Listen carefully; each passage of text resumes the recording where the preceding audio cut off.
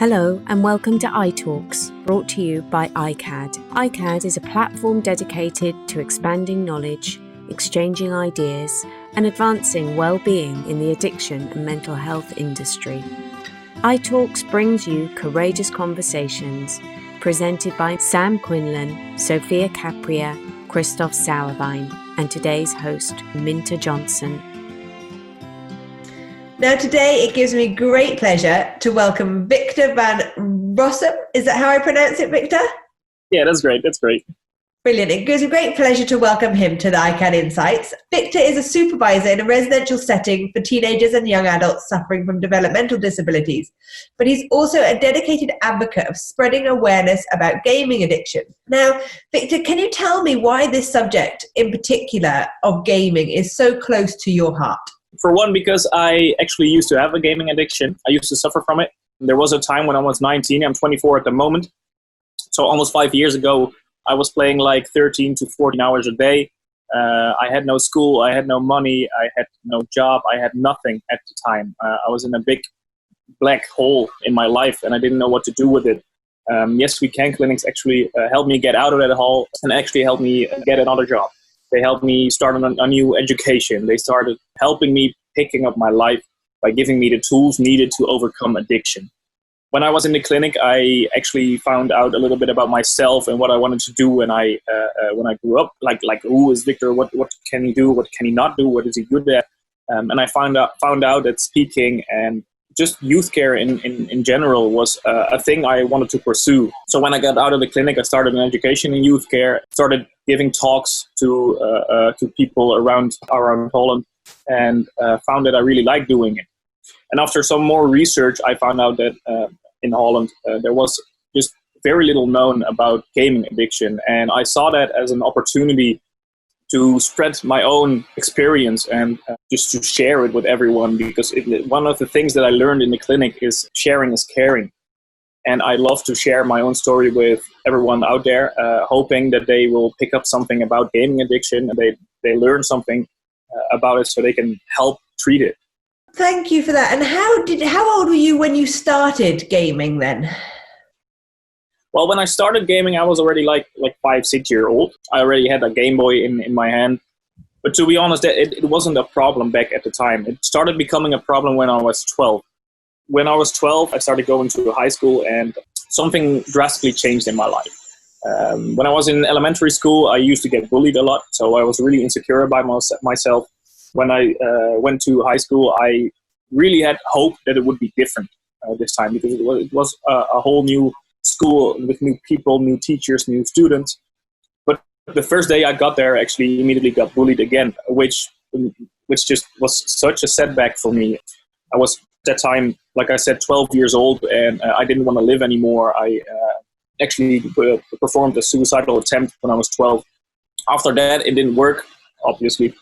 But after that, I actually found out that gaming was a place for me where I could set aside my loneliness that I felt. I always felt different in the real world because people were bullying me. I always felt that there was something wrong with me, and I never could figure out what it was. But when I was in those games and when I was in the virtual world, I actually found out that people did like me and people did want to play with me. And people accepted me for who I was, which didn't happen in the real world. So that all started when I was 12, and until 19, it just kept building up until it was the 13, 14 hours a day.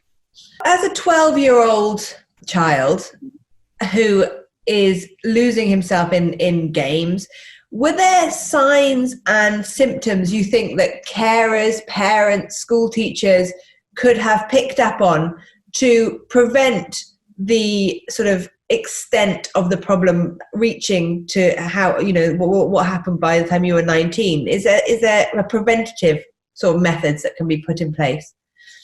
I think there were, but I don't think there was enough information about what I was going through at the time, because gaming was a really upcoming thing, and I was together with 3 other boys in my class that played games, so it was a really new thing at the time. Plus, the signs that I showed, I was really good at hiding them. When you are alone and when you're in your home playing games in your room, the only one noticing those things are your parents, and for me it was my sister as well. the rest of the whole outside world didn't know about it. I was really good at hiding it, even from my classmates, from my teachers. Because when I was at school, I was wearing a mask all the time of being a happy, normal kid, mostly like the best of the class kid. But when I got home, I could turn off that mask and started being like the normal me again, and go upstairs, start playing games, because that's when the loneliness started kicking in as well. So in your opinion then, do you think the preventative method then, you mentioned education, would it be educating kids of that age then to recognize the signs more than educating parents and teachers and carers? Because if you're so good at, and if everyone is so good at hiding those signs, perhaps it's the children that need to recognize in the early stages, this isn't what I am doing, is a tool to help me with my insecurities, my struggles, this whole, is that what you're saying then? One of the things, yeah. I think it's really good to educate all parties involved, schools, teachers, people on sport clubs, but also parents and children themselves. I really notice with the talks that I give at schools, especially when I talk with kids, the kids that I think are having a bit of issues with gaming as well, they find it really hard to talk to their parents, because at a young age they never learned how to talk openly about their problems with their parents. And that's something really recognizable for me. My parents were always there for me, and I know that I was able to talk to them, but I never knew how to talk. I never learned how to express my feelings and talk about them with my parents. So by putting it all inside of me, I became like a sort of ticking time bomb that eventually had to burst, which did when I was 19. I just want to talk about gaming as it is, because you mentioned being able to be yourself in a game and take that mask off.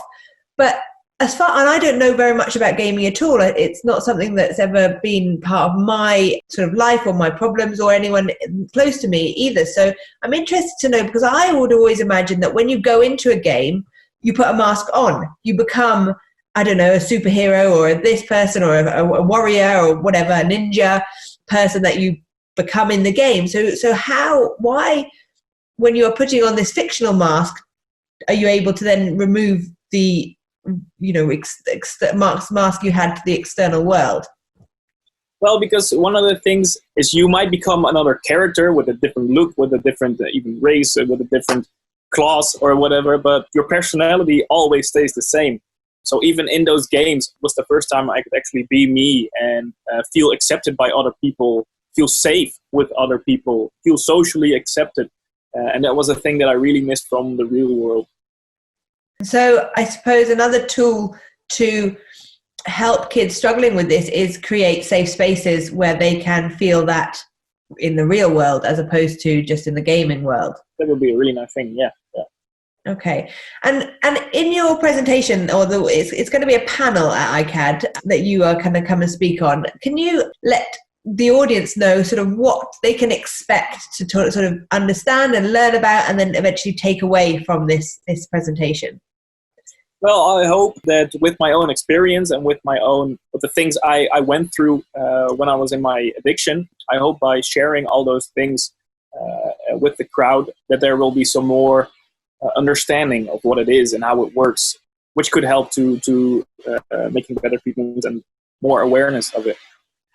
Okay, brilliant. And what do you see as the future of gaming and gaming addiction? Now there is, it's been recognized in the World Health Organization as an addiction. It is something that is at the forefront, I think, of certainly the treatment world and in the general public as well. I think they are becoming more aware of it. How do you see that?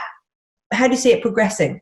I think gaming addiction will become way and way bigger because technology is still advancing and so are games. They are getting more realistic a day. And I recently saw a video of another virtual reality game where you had like this harness around you, and when you get hit somewhere, it blows up a pad. So it's really realistic. So I think gaming addiction, because games are getting so attracting, is going to be bigger than ever. But not saying that gaming is bad, because I think that's a really important thing to address. I don't think games are bad. I just think there are people out there just like me who just can't handle coping with games and start using it as a form of fleeing from the real world, a sort of form just like alcohol, just like drugs, using it as an escape from their feelings and reality in general. I think you're right. And actually, talking about virtual reality, as I said, I'm not a big gamer. I never have been, but I have obviously played on games. And my son for Christmas got a virtual reality headset. And I've never been experienced a virtual reality sort of game before. And I remember at Christmas, I was sitting, in a house, my parents-in-law house, and I wasn't particularly wanting to be in my parents-in-law's house because, I didn't. And I put on this virtual reality headset, and I was suddenly transported into this other world. And I was in a beautiful log cabin with see beautiful scenery around me. And I was like, wow, I felt good. I felt happy. But then I took the headset off after half an hour or whatever. And I was back in this, dreary, dull English, house, which I really didn't want to be in. And it was I made me quite unhappy, and I would have really wanted to put that headset back on. So I do see that those sort of, especially those realistic virtual reality games, can definitely help you escape reality. But also, it's like, both, I gave it the headset for my son, and we bought it for my stepson as well. And just watching the two of them, they completely disconnected from anything that was happening, in the family sort of situation. And I just found it's kind of scary. It is quite scary to see virtual reality people playing with headsets, and I really hope that's not the future, to go into someone's house and see everyone sitting there not talking but on their, kind of like it is with phones now. You see everyone heads down, they don't, no eye contact on a tube or on a train. That's the way people are, and it would be really scary if that was the way it was with virtual reality, I think. Yeah, definitely. I think really technology is taking a grasp on us. It's advancing too far. So we are not understanding it before it's already there. Just like virtual reality and games in general, they get made to be fun. They get made to be more fun than the real world. So you will play them, which is, of course, a really fun thing. And gaming is just like playing Monopoly a few years back. But it's becoming a bit too much fun, in my opinion, which actually could harm society. And so, I'm just out of interest now. Would you game anymore? Would you? No. I quit entirely when I went to the clinic, which is like 4 years, 9 months, and 12 days ago. Amazing. So is that because? I suppose it's like being abstinent from drugs or alcohol. Then it's just what's the point kind of thing. Like, you might not be, because the thing is, I think with addiction of anything, if you get better, as in, you fill that hole inside of you, you are able to connect with people in the real world. Perhaps gaming isn't actually going to, because as you said, gaming isn't bad in and of itself. Like, if you are a person who has none of these psychological or emotional issues, you probably can game, put on the virtual reality headset and take it off, and that's it. It was an interesting experience. It was fun. But, actually I prefer talking to you now, because actually that gives me, pleasure too. But I suppose it's the fear, isn't it, of once you've been down that dark hole, that even if you are, better emotionally and mentally, then perhaps why risk it, really? Yeah, exactly. Just like with every addiction, alcohol and drugs, I actually stopped using them as well. I never did drugs, but I did drink alcohol back in the day. But once I quit gaming, and I also quit all addicting substances, because everything could be a setback for me. Everything could make me relapse. So I actually quit them all, because I'm just an addict, and I just shouldn't be using all those things. Fair enough. Yeah, no, I completely agree with you, really. Well, thank you so much, Victor. It's been an absolute pleasure speaking to you. And for everyone else who's been watching and wants to find out more about Victor's experience with gaming, how it can affect a person, an individual, their families, and also looking at the treatment of gaming and the future of treatment for gaming, then please come and join us. Thank you so much again, Victor. Thank you so much. I'm really excited. Make sure to visit our website, www.icad.com. Tune in on Tuesday for our next episode. We'll see you then for more great, thought-provoking, courageous conversations.